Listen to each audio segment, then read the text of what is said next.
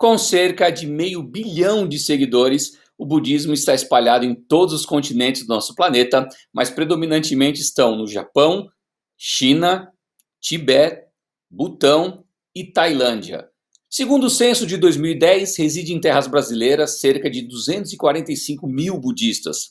Seus líderes são conhecidos como monges, seu lugar de reunião é o templo e não existe oficialmente um livro sagrado, existe uma coletânea de escritos pós-Buda chamados de Triptaka. O nosso entrevistado de hoje é o monge zen budista Ryozan e o nosso programa é um oferecimento da Starret, que apoia um papo de qualidade. Então, seja muito bem-vindo ou bem-vinda ao Louco por Saber Religiões.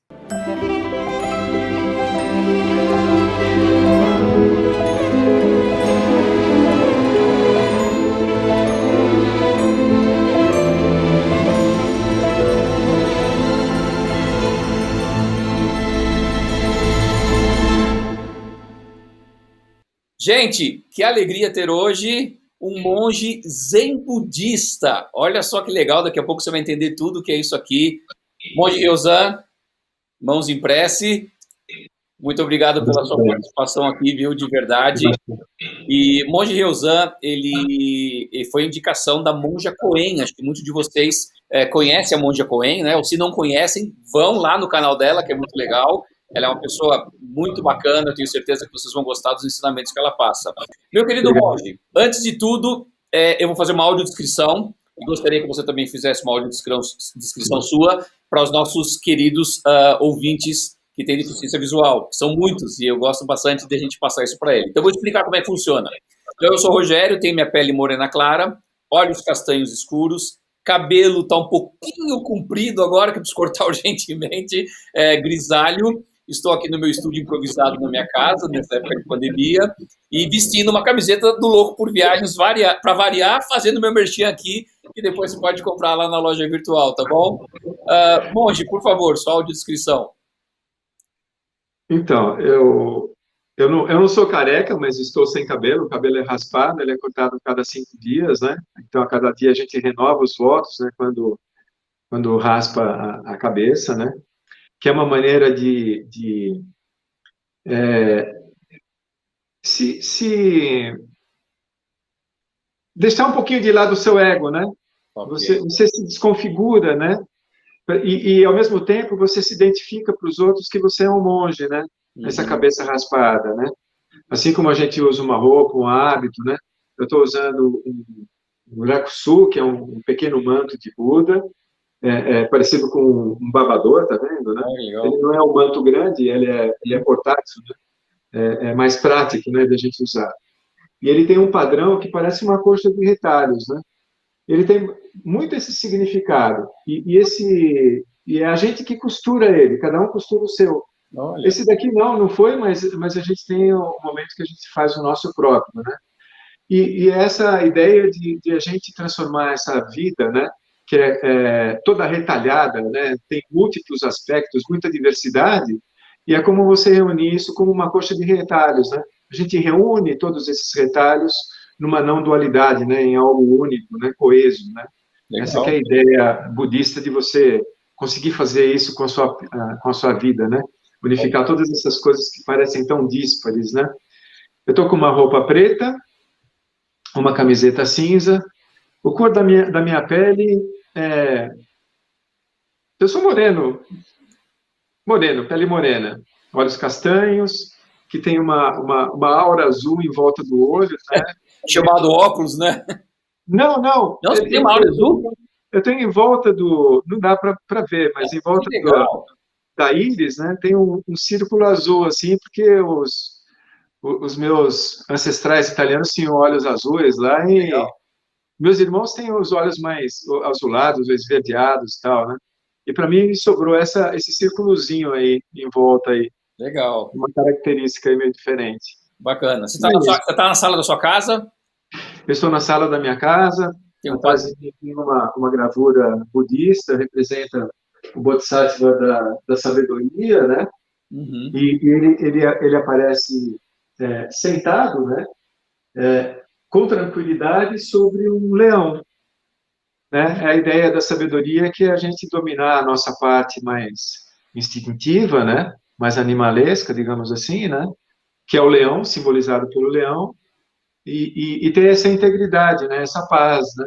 Uhum. Desse domínio, né? Desse domínio da sua própria mente. Legal. Essa é a grande sabedoria.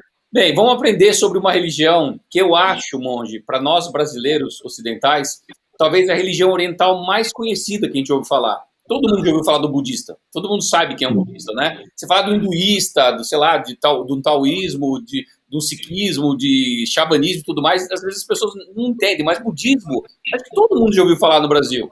Só que nem todo mundo sabe o que é. Então é importante hoje as pessoas entenderem o que é budismo. Então a primeira pergunta é: como nasce a sua religião? É, o budismo ele é uma religião, né? Ele tem tudo aquilo que caracteriza uma religião, né? Ele tem os objetos de fé, ele tem ali as liturgias, tem as ordenações, tem tudo o que caracteriza uma religião. Mas a proposta do budismo, na verdade, é tocar naquilo que está além, né, das questões religiosas. Eu gosto muito de um mestre budista, ele se chama Ikkyu. Ele tem um poema que ele diz assim, na base, no sopé da montanha, quantas possibilidades de escalar, né, a montanha, né? E cada um vai fazer seu próprio caminho, mas eu vou dizer o poema e depois eu comento, né? Então, na base da montanha, quantas possibilidades, mas quando cada um percorre o seu caminho, nós vamos todos nos encontrar no cume para apreciar a mesma lua.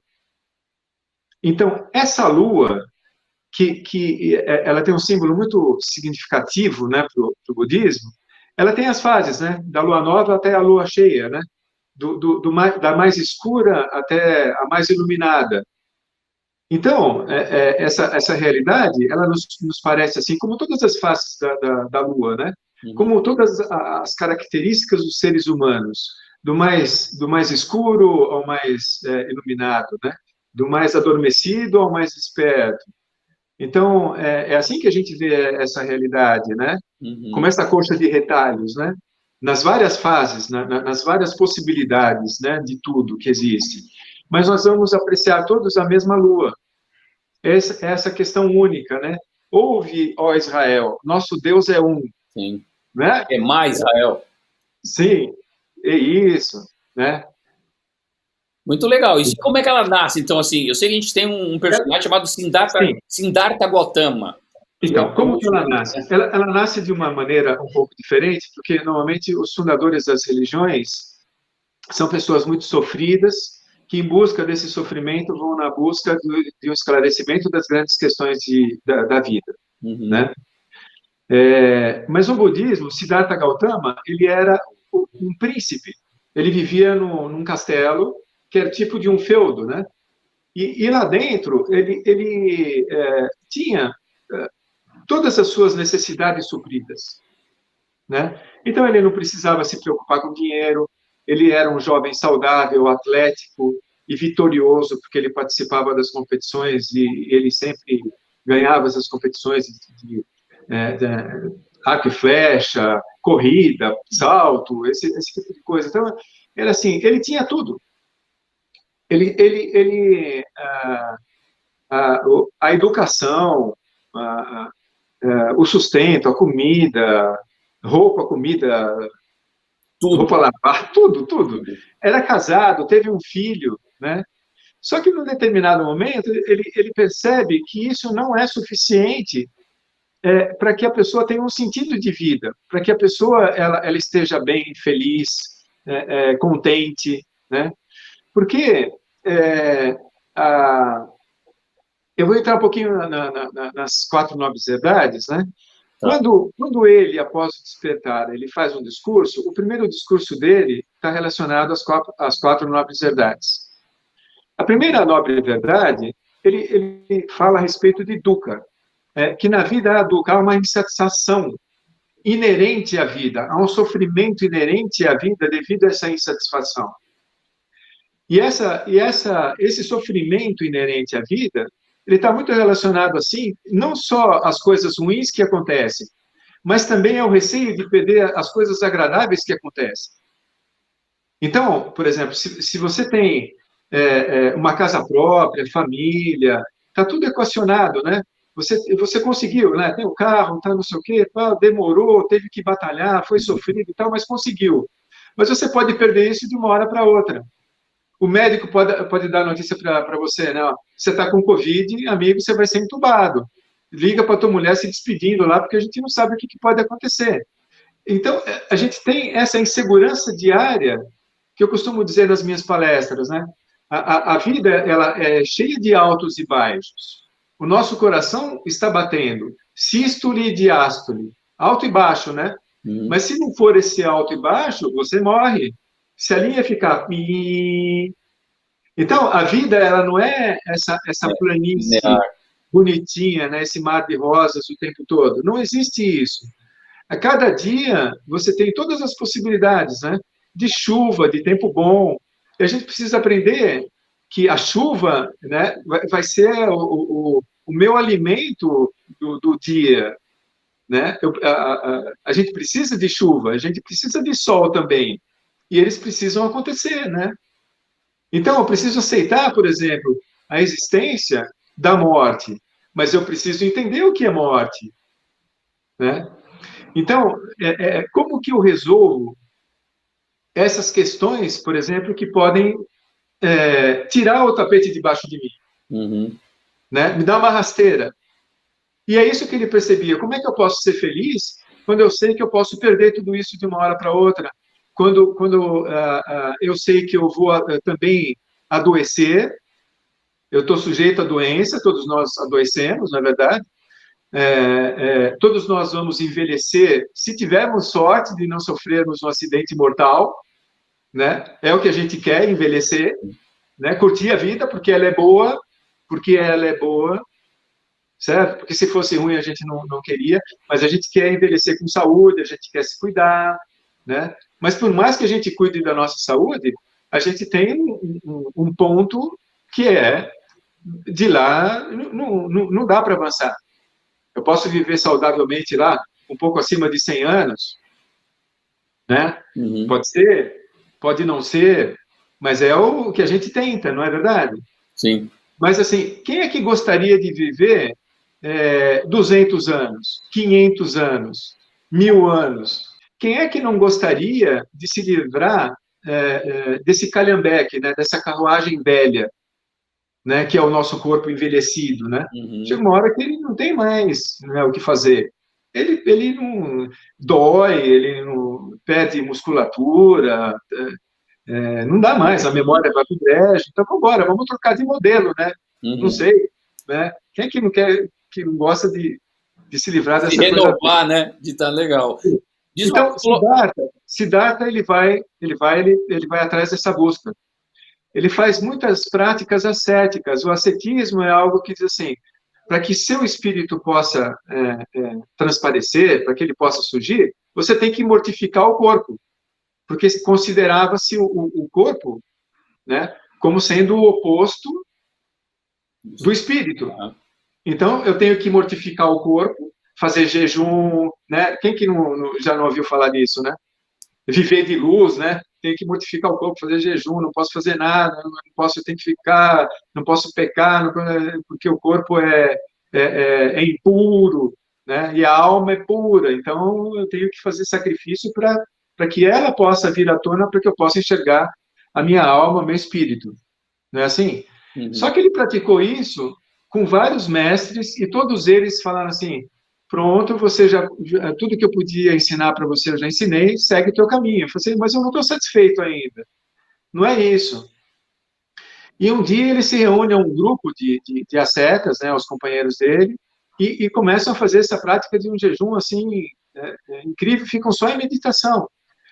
E o que ele começa a perceber nisso? Que ele está começando a fazer mal para o próprio organismo. E que isso está tirando a clareza mental dele para ele esclarecer as questões que ele está querendo. Então, ele se levanta, ele se banha, ele corta o cabelo novamente, a barba, ele se alimenta, passa a ter uma vida saudável. Uhum. E ele começa, e ele volta a se sentar, a fazer meditação, né? Que é esse autoconhecimento, esse mergulho dentro de si, né? No encontro da verdade. E dizem que ele pratica isso, né? Cada tradição budista diz um determinado tempo, né? A minha tradição diz que ele faz isso durante 7 dias e 7 noites. Uhum. Ele pratica a meditação na hora de comer. Ele vai comer, na hora de fazer a necessidade, ele faz a necessidade e volta a sentar na busca disso. E diz que depois de 7 dias e 7 noites, no alvorecer do 8º dia, ele está meditando embaixo de uma árvore, porque o sol escaldante da Índia, né? Durante o dia, né? Mas ele está à noite embaixo da árvore que também protege. E ele vê no alvorecer surgir a estrela da manhã, que é o planeta Vênus, né? E quando ele vê o planeta Vênus surgindo, ele desperta. E dizem que ele pronuncia essa frase: nesse momento, eu e todos os seres da grande Terra, simultaneamente nos tornamos o caminho. O que ele percebe é que o que ele está em busca, ele percebe que tudo já é essa verdade universal manifesta na forma de todas as coisas, na forma da estrela da manhã, da noite, do universo, do dia, da chuva, de tudo que existe. Uhum. Então, ele percebe que tudo isso já está, que tudo isso já é. Isso é o despertar dele. Então, ele está em busca de algo que sempre esteve presente, que faz parte do eterno. Quando a gente olha, por exemplo, um princípio religioso que não é o budismo, por exemplo, você tem, assim, a maior parte das religiões que eu conheço, elas são unânimes em reconhecer a onipresença do sagrado, ou de Deus, né? A onipresença de Deus. Sim. Tudo bem. Então, eu reconheço, tá bom, eu sou católico, apostólico romano, eu reconheço a onipresença. Então, tudo que está diante de mim é o sagrado, não é verdade? Para o budismo também. Só que a questão é a seguinte: será que é isso que você está vendo quando você está olhando o computador ou o celular que está na tua frente? Será que você está vendo o sagrado manifesto na forma de celular? Não, celular não, monge, foi feito pelo humano, né? Por exemplo, um discípulo ele chega para um mestre que chama Joshu, que eu também adoro esse mestre. E ele fala assim: o que é Buda? Qual é a grande verdade do budismo, né? E ele diz assim: o cipreste no jardim. É como eu falar assim, ó, essa roseira que está aqui na frente do meu jardim. Então ele diz assim, ele aponta o cipreste no jardim. Aí ele falou assim, eu fiz uma pergunta genérica, filosófica, e você me respondeu com algo material. Não me responda com algo material, me responda do mesmo nível daquilo que eu quero a resposta. Aí ele falou assim, tá bom, me pergunte novamente. Ele falou assim, qual é a grande verdade do budismo? O Joshua responde, o cipreste no jardim. Percebe? Porque o que você olha quando você vê o cipreste no jardim? Só o cipreste no jardim? Você está sendo completamente materialista. Uhum. Percebe? Agora, se você tem a visão de que o cipreste no jardim é a onipresença do sagrado manifesto como o cipreste no jardim, aí você está tocando a verdade. Essa constatação pessoal da verdade não é o monge só que tem. Ela é uma possibilidade para todos, assim como a matemática é uma possibilidade para todos. Eu não preciso ser um professor, mas o meu aluno de matemática pode ganhar o prêmio Nobel sem nem ser professor. Você não precisa ser um médico para curar uma pessoa, né? Não é verdade? Né? Por exemplo, a pessoa está com dor de cabeça, fala, toma uma aspirina lá, ok. Você curou a pessoa, né? Você receitou o remédio lá, ela tomou. Mas é assim, para você exercer a medicina, você tem que ter um diploma. Você tem que ter o caminho convencional da nossa sociedade para ser um médico. Então, tem uma hierarquia. Por exemplo, eu não visto a roupa branca de médico e o médico também não veste a roupa de monge. Uhum. Ele se disponibiliza para a sociedade como médico e eu me disponibilizo como monge. Eu tenho um treinamento para passar no seu ritmo o que você precisa saber em função da pergunta que você fez a forma de eu responder, para te esclarecer da melhor forma possível. O leigo não tem isso. Uhum. Mas ele escala a montanha e vai ver a lua também, sem roupa de monge nem de médico, a roupa que ele estiver usando. Ele pode ser açougueiro, ele pode ser bandido, ladrão. Isso não impede ele de ver a lua lá em cima. Isso é uma propriedade humana, como o budismo fala assim, não é uma religião oriental, não é, é uma religião humana. Ele está lá para suprir uma necessidade humana, que é o religare, que muitas vezes dizem que a religião é religare, né? Uhum. Mas o budismo, ele diz assim, é religare, mas ele tem uma etimologia que tem pouca gente que interpreta, que pode ser relegere, ou seja, ressignificar. Então, é assim, o que é que você está vendo quando você olha para essa caneta? É só uma caneta? Você está na vida comum materialista. Eu estou pegando uma caneta com alguma realização. Eu sei o que é a caneta, ele é o sagrado, manifesto como caneta. Eu uso de uma forma diferente. Eu não estou num tipo diferente de realidade. Eu estou vendo assim como é. Assim como é a verdade manifesta na forma de caneta.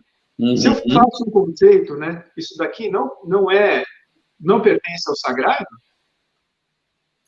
Aí eu estou colocando um conceito. Sim. O que é sagrado e o que não é. O que é profano e o que é sagrado. Eu estou dividindo o mundo. Eu estou diante de uma coxa de retalhos. Essa caneta que você falou, desculpa, eu achei tão interessante, porque eu entendo sagrado e profano. A caneta, a gente consegue ter a ideia de que ela é sagrada a partir do momento que Deus desenvolveu a inteligência no ser humano, ele fez, eu pego essa caneta, escrevo textos maravilhosos, escrevo palavras de amor para alguém, eu torno esse ambiente sagrado. E se eu pego a mesma caneta, que eu sei que foi desenvolvido por Deus, escrevo maldade, plano para matar alguém, plano para ferrar com a vida de alguém, eu estou no profano. Porque muitas vezes as pessoas têm o entendimento de que sagrado é o que está dentro da igreja. E profano é ir no shopping com a família, por exemplo. Não é isso. Não. Né? Pelo que a gente está entendendo, o que você está falando aqui é muito claro. O budismo diz assim, faça de onde você estiver o seu templo. Isso. Você tem que perceber que você está pisando em solo sagrado. Né? O calcanhar de tudo e de todos, né, se apoia em Buda. Tudo é Buda. É Buda se apoiando em Buda. Né? Todos os seres da grande Terra, ou seja, do grande universo, né?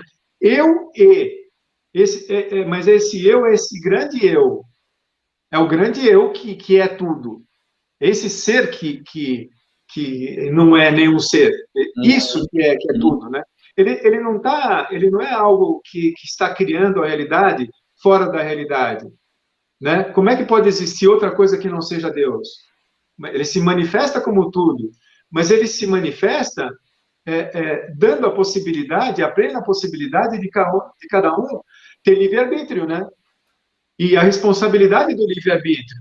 Sim, e esse livre-arbítrio vai nos dar querer ser sagrados ou profanos, né? Sim. E eu acho isso interessantíssimo. Só que, por exemplo, o ladrão, a pessoa, o assaltante de banco, digamos assim, ele tem a coragem, por exemplo, que acho que pouco de nós teria de pegar uma arma, entrar no banco e dar ordem de passo a grana, né? Ele tem essa coragem, porque ele tem uma concepção do mundo, um conceito do mundo, que dá para ele o subterfúgio, dá a base para ele tomar aquela ação e que ele se acha no direito de roubar o banco. Então, por exemplo, ele não está indo lá porque ele quer fazer isso, é perigoso, ele precisou aprender muito. E ele tem coragem também, mas ele está indo lá pegar o dinheiro para colocar na mesa dos filhos. Estou supondo, né? Okay. Ele acha que a sociedade é injusta, ele tentou emprego, não conseguiu, ele tentou tirar documento, não conseguiu, e a sociedade gerou essa pessoa, né? Porque tudo é interconectado. A culpa não é só dele. Então, ele foi lá no banco, tirou a arma, sacou a arma, e ele está pedindo dinheiro, porque se a pessoa não der, ele vai matar mesmo, sem pestanejar, porque ele está em risco de vida também. Então, ele tem um conceito do mundo lá que justifica o pensamento, as palavras e as obras dele. Quando você deixa de lado todos os conceitos que você tem, se você conseguir fazer isso, né? O que você vai ver é a realidade mesma. Por exemplo, o que é melhor, a caneta ou a tesoura? Que ideia de comparação é essa? Por que um vai ser melhor ou pior do que o outro? Porque um custa mais caro do que o outro?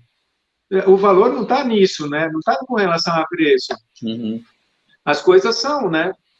Então, se você tem o respaldo do contato direto com a Lua, com a verdade, você vai agir segundo essa verdade. E segundo essa verdade maior que a gente constata, que a gente pode ter o acesso ou não, depende da prática de cada um, né?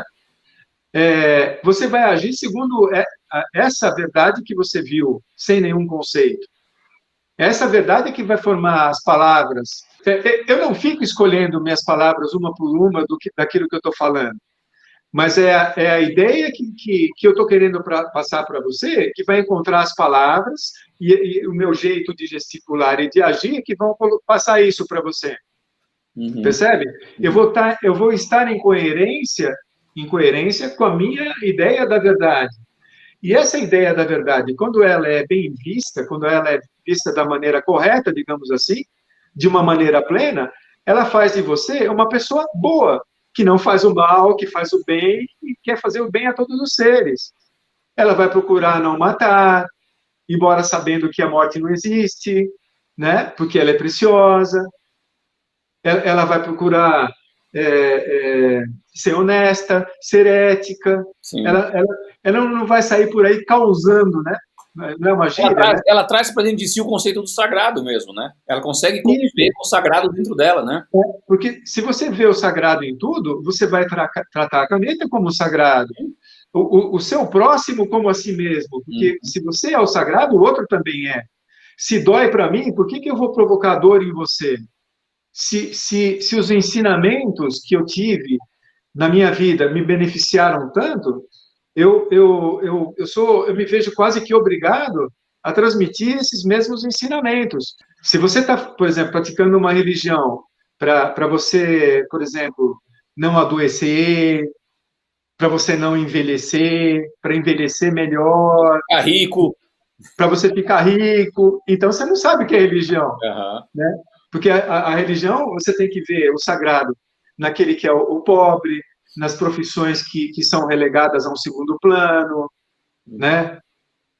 Não é verdade? Aos preconceitos de raça, de cor, que todos têm liberdade de crença, de pensamento, de consciência, de ter uma religião e de mudar de religião. Quantas religiões diferentes a gente já não teve?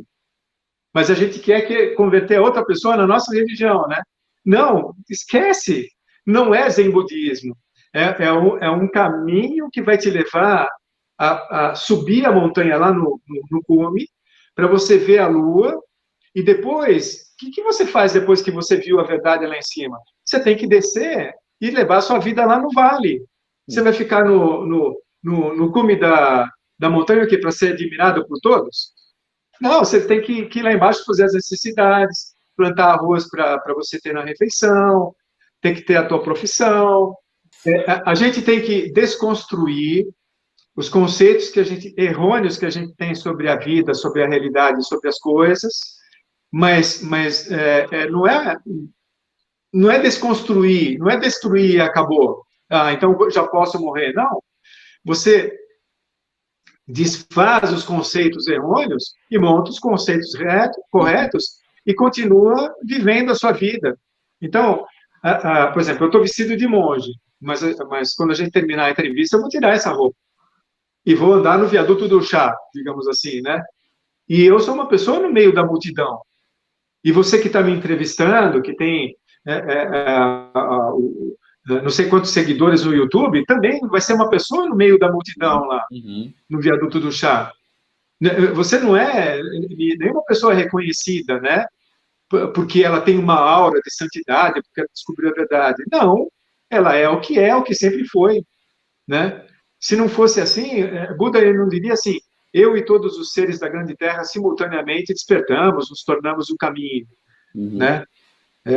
Por exemplo, né, dessa forma, né, Jesus não é aquele que tira os pecados do mundo? Sim, porque assim, existe aquilo que deve ser feito e o que não deve ser feito. Mas ele tira os pecados do mundo por quê? Porque ele tem um evangelho, a boa notícia. Qual é a boa notícia de Jesus?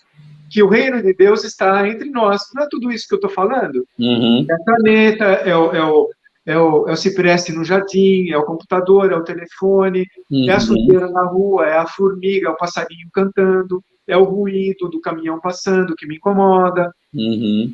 Tudo isso é a verdade manifesta, né? O planeta sem habitante, né? A época, por exemplo, o ser humano existe aí há 50 mil anos e olha lá, né? Como Homo sapiens, né? Uhum. Mas por exemplo, quantos bilhões, né, de anos já não teve lá o Big Bang? 13 bilhões, 15 bilhões, não sei. Mas teve uma época, certamente, que na Terra existia dinossauro que não existia o ser humano. E a verdade não estava lá presente? É lógico que sim. Uhum. Se alguém perguntasse lá para o Tirano Rex o que é a verdade, ele ia andar uns 5 passos e comer um cipreste lá, não sei se... Pode ser, né? Era a Ele já verdade é, dele ele ali. já é, acabou. A verdade já é. Uhum. Ela é eterna, ela está aqui, está diante de você. O budismo fala nas 10 direções, né?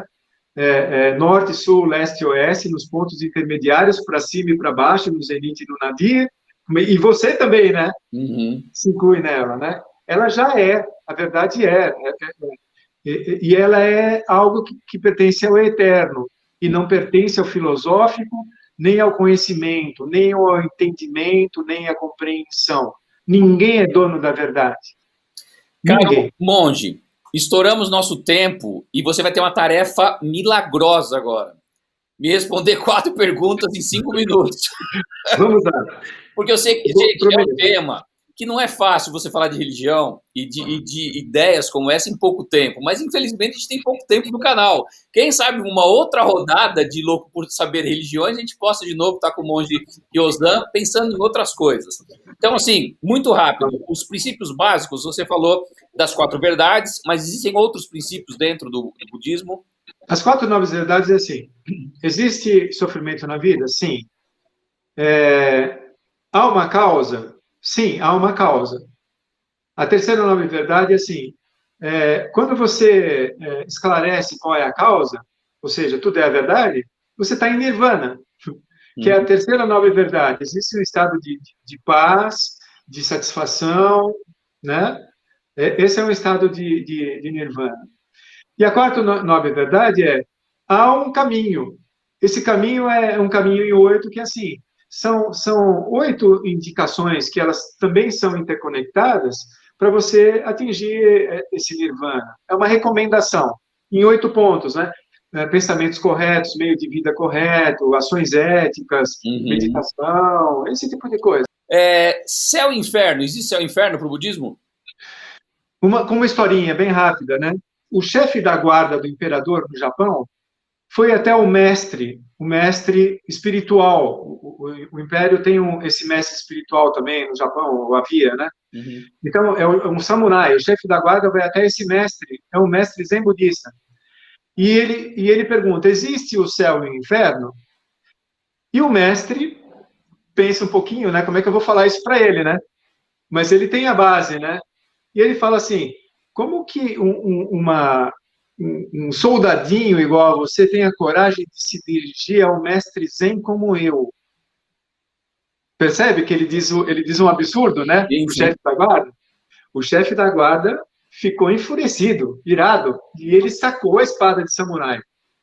E você sabe que quando o samurai ele saca a espada, ele precisa usar, né? Uhum. Tem essa determinação, né? Então ele sacou a espada. E aí o mestre pegou e apontou: isso é o inferno. E aí ele falou assim: opa, saquei.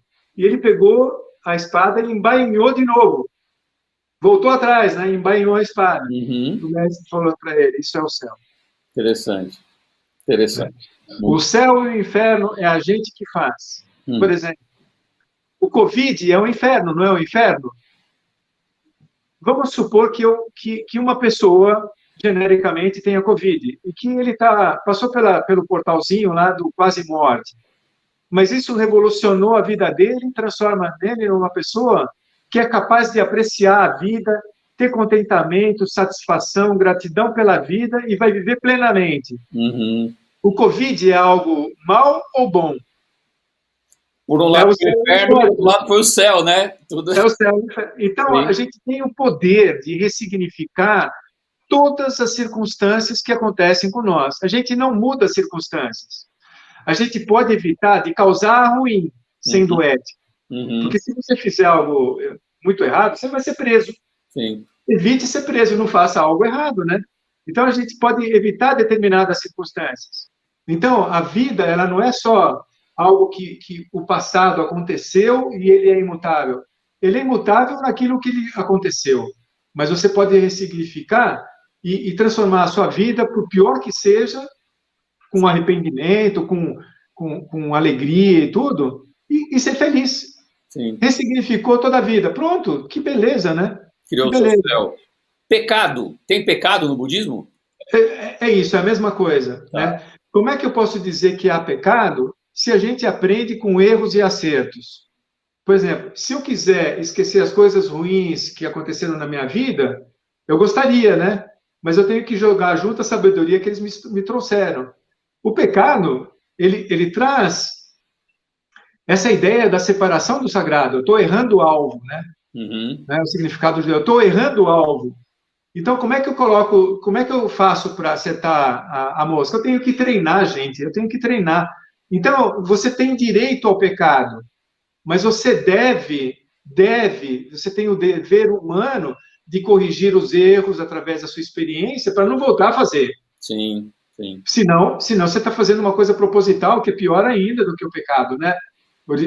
Original, né? Digamos assim, né? Eu gosto de uma frase muito legal que diz assim, que limpo não é aquele que nunca se suja, mas é aquele que se lava constantemente. Então, que o pecado, ele vai estar intrínseco na gente, não tem como. Mas o grande lance é se libertar dele, é se lavar dele todo dia. Existe um símbolo da flor de lótus dentro do budismo, que é exatamente esse, né? A flor de lótus, ela nasce na água pantanosa, lodosa. É uma água com lodo, né? Porque tem um nutriente. A flor de lótus precisa desse nutriente sujo, barrento, para poder se desenvolver, mas se elevar acima dele e produzir a flor. Mas a flor de lótus, ela tem uma característica muito interessante. Se você pegar o lodo, a água lodosa, suja, e você pingar em cima da flor, ela escorre e não contamina. Olha. A flor de lótus. Aí você pega e fala assim, não, então a flor de lótus é melhor do que o lodo. Não.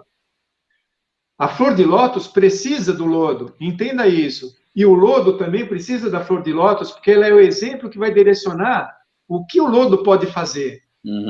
Entende? Então é um símbolo muito rico, muito rico.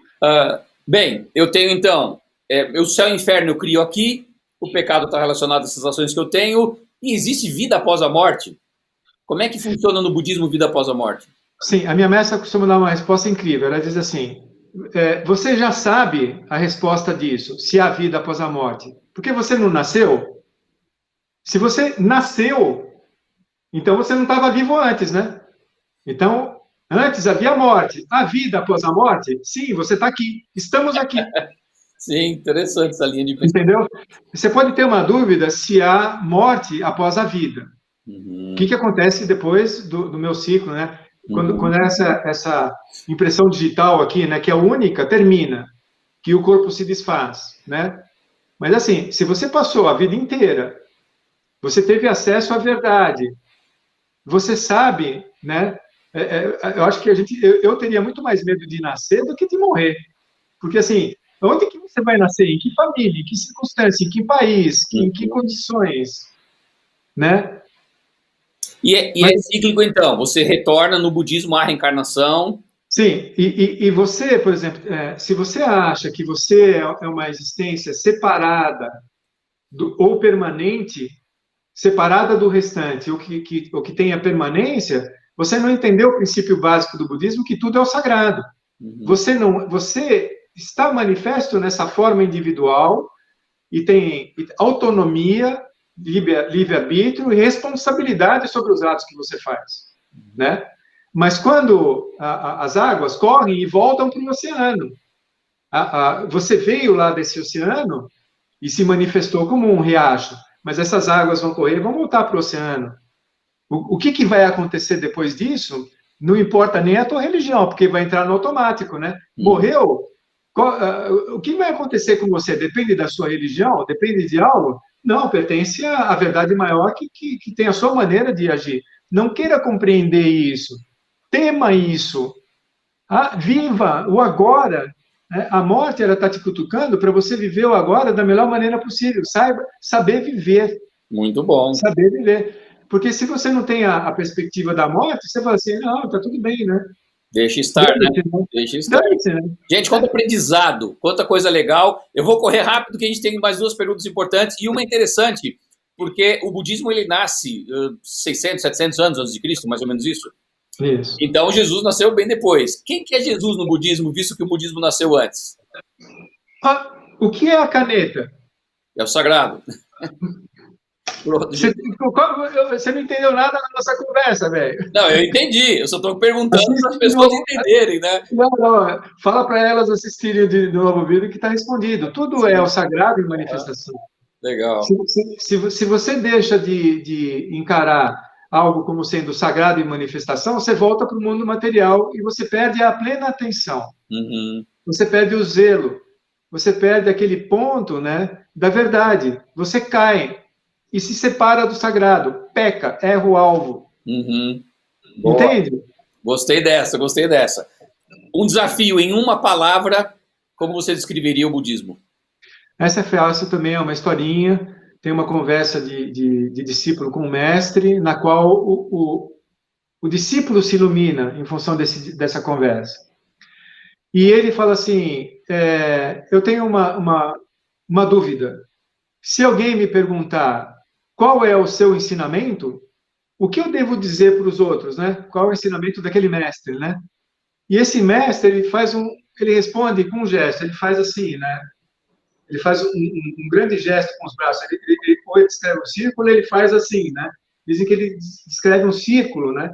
Esse círculo é o símbolo da reunião de tudo que existe. Eu estou apontando para tudo, reunindo tudo, né? Uhum. E ele diz assim, isto. Qual é a grande verdade? Então, eu posso dizer que a verdade seja isso? Não. Ele não é a verdade, é uma manifestação da verdade. Uhum. Então, o que é a verdade? É isto. Tudo. Tudo. Para onde o seu dedo apontar, para aquilo que você pegar, para aquilo que você imaginar, estando manifesto ou não, estando num estado de potencial ou estando num estado de realização, de manifestação. Né? Ele inclui o visível e o invisível. O essencial é invisível para os olhos, mas também está visível. Aquilo que é essencial e invisível pelos olhos se manifesta naquilo que é formal, visível, que tem corpo, que tem forma, que parece que tem uma duração, né? Gente, muito lindo que a gente aprendeu hoje aqui. Eu queria te pedir um negócio que eu tenho pedido para os meus entrevistados.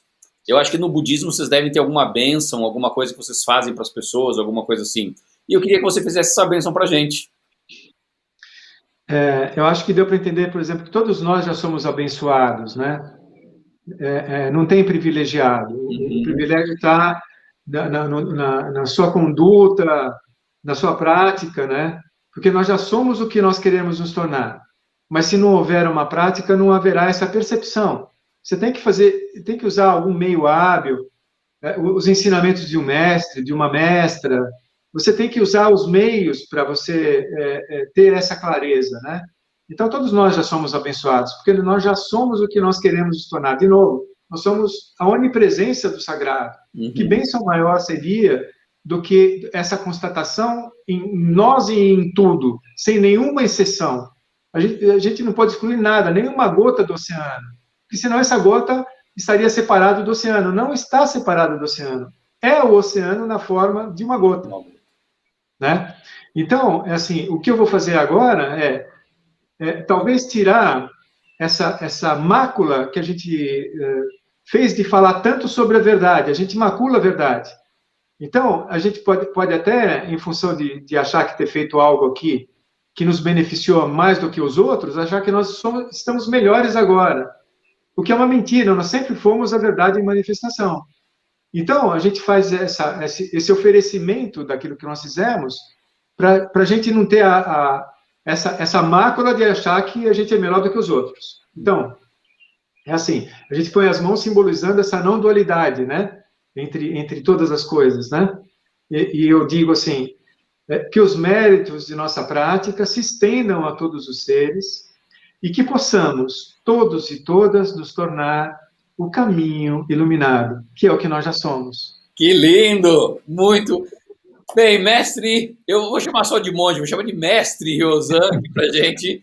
Muito obrigado. Gente, tem muito mais para aprender. Pegar uma pessoa como mestre, fazê-la em 30 minutos, 1 hora, espremer tudo isso, é um ato heróico aqui dele ter feito isso. Quero agradecer demais, mas eu acho que está claro para a gente. Se você quiser ouvir mais informações, tem a Monja Coen, tem o Monge Ryosan, você pode encontrar nas redes sociais, digitar lá. É importante entender que o budismo também, ele entende que você pode seguir o budismo e ter a sua religião própria, né? Isso é interessante também. Então, tem muitos princípios bons aí que você possa aprender. Meu amigo, muito obrigado mais uma vez. Muito obrigado. E foi um privilégio aprender um pouco mais sobre o budismo. Viu? Eu que agradeço a oportunidade, né, de transmitir para mais alguém os benefícios que eu recebi, que não são meus, não é o monge que está falando aqui. O monge, ele está, através do monge, dizendo os ensinamentos que eu também recebi, que já estão aí, que não, já é. A verdade é isto. Legal.